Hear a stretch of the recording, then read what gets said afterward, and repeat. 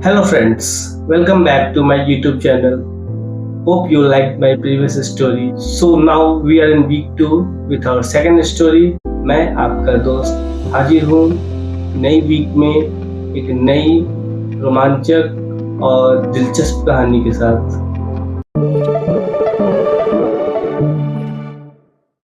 तो आइए स्टार्ट करते हैं अपना weekly series short stories long impact. दोस्तों, कहते हैं पैसे से क्या कुछ नहीं खरीदा जा सकता।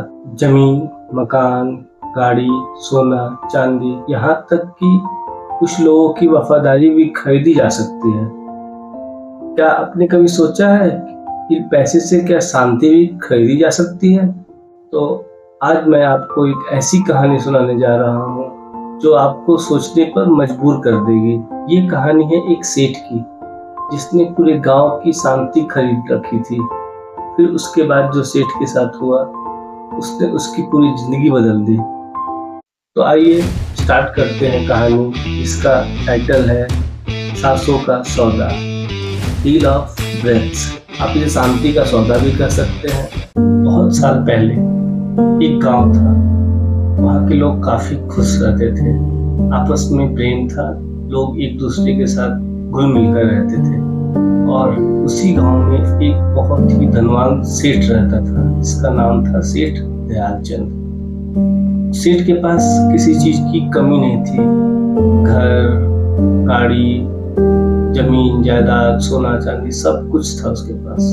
उसके पास कमी थी तो सिर्फ एक चीज की, शांति की कमी थी, पीस ऑफ माइंड। सेठ के पास जितना पैसा बढ़ता गया उसकी बेचैनी बढ़ती गई। उसे रातों की नींद नहीं आती थी, दिल बेचैन रहता था। उसके दिल में एक अजीब सा खालीपन था। एक दिन सेठ ने सोचा शायद मुझे बेचैनी इसलिए है क्योंकि मेरे पास शांति नहीं है, पीस ऑफ माइंड नहीं है उसके पास। और तभी सेठ ने ठाना कि वो शांति खरीदेगा, गांव वालों से उनकी शांति खरीद लेगा। सेठ को लगता था कि पैसे से सब कुछ खरीदा जा सकता है। तो सेठ ने पूरे गांव वालों को अपनी हवेली पर बुलाया और सबसे कहा कि मुझे तुम्हारी शांति खरीदनी है, बदले में तुम्हें जो चाहे ले लो।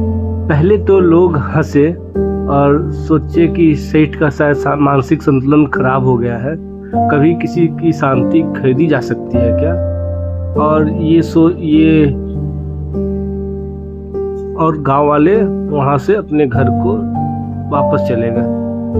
लेकिन कहते हैं ना, धन की लालच बहुत जल्दी लोगों पे असर करता है।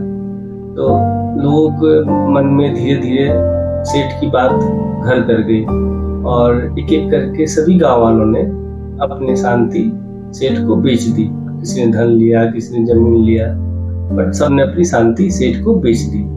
फिर धीरे धीरे गांव वालों के पास पैसे आ गए तो गांव में लोगों का व्यवहार बदल गया एक दूसरे के प्रति। जो गांव वाले पहले एक दूसरे के साथ प्रेम से रहते थे वो आपस में झगड़ने लगे। गांव के लोगों में भी खालीपन हो गया। और दूसरी तरफ और करिएगा, दूसरी तरफ जो सेठ की हवेली है, जो उसके दिल में खालीपन था, जो बेचैनी थी, वो बिल्कुल खत्म हो गई और सेठ बिल्कुल शांत और अपनी हवेली में रहता था। कुछ साल बीत गए और सेठ के घर एक बच्चे का जन्म हुआ, सेठ का पहला बेटा। जैसे ही बच्चे ने जन्म लिया हवेली गूंज उठी उस बच्चे की आवाज से। सेठ घबरा गया। उसने अपने नौकरों से बोला बच्चे को चुप कराओ, लेकिन बच्चा और जोर से रोने लगा।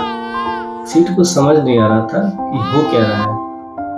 वो सोचने लगा उसने तो शांति खरीद रखी, फिर ये शोर और ये आवाज क्यों आ रही है। और तभी सेठ को एहसास हुआ कि शांति कभी खरीदी नहीं जा सकती है। शांति तो अपने भीतर से आती है, अंतर मन से शांति आती है। और उसे एक बात और एहसास हुआ, जिंदगी की सबसे खूबसूरत आवाज कभी कभी उस शांति के लेयर को, शांति के पर्दे को तोड़ कर ही आती है। सेठ ने सभी गांव वालों को बुलाया और उनको उनकी शांति वापस लौटा दी और गांव वालों के बीच फिर से माहौल पहले की तरह हो गया। सब लोग आपस में मिलजुल कर, घुल मिलकर रहने लगे। गांव फिर से खुशहाल बन गया। तो हमें इस कहानी से क्या सीख मिलती है? हमें इस कहानी से सीख यही मिलती है कि पैसे से सब कुछ नहीं खरीदा जा सकता, और जो सांसों का सुकून है, दिल की शांति है, ये एक अनमोल है। तो अगले वीक हम फिर मिलेंगे एक नई कहानी के साथ। दोस्तों, अगर ये कहानी आपके दिल को छू गई हो तो प्लीज़ हमारी वीडियो को लाइक करें, चैनल को सब्सक्राइब करें और अपने फ्रेंड्स एंड रिलेटिव के साथ शेयर करें।